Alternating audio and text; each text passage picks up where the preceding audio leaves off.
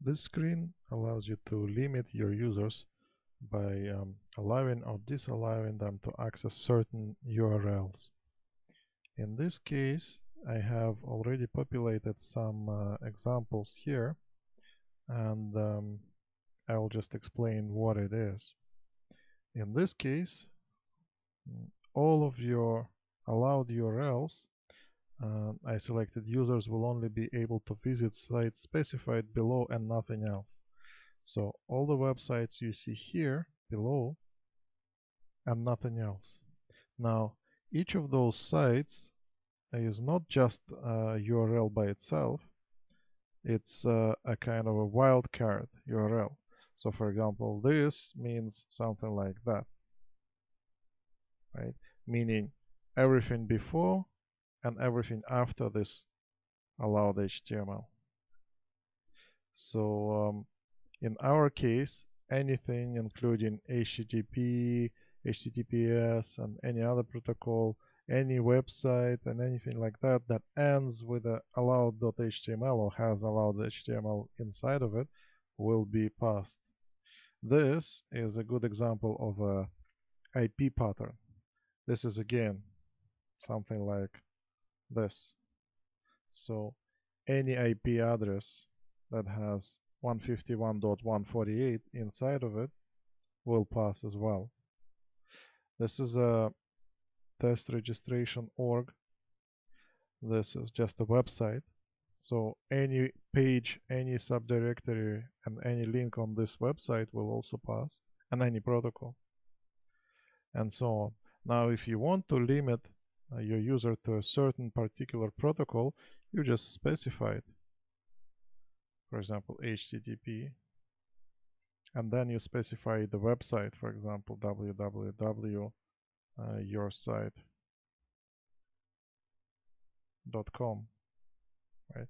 This will limit your user to only pages from yoursite.com. If you want to further limit your user to a certain directory or subdirectory or a web page on your website, then you can just say directory,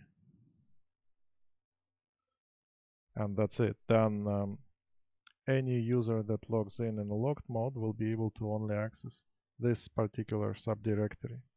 But if you want to further specify a web page or just specify a web page, you can just say page1.html or something like that, the name of the page exactly. This is the strictest specification, and even when you try to change it, it will warn you, right? It will say, would you like to use yoursite.com instead of the full address? This is less limiting, because then you can say yoursite.com, it could be www.yoursite.com or mail.yoursite.com or say ftp.yoursite.com or anything like that. However, if you want to particularly limit your users to using just this web page in its entirety, then you can just say no, and it will stay this way. Now, another thing you can do here is specify it as a blacklist, meaning users will not be able to visit any sites below, but all the rest will be available.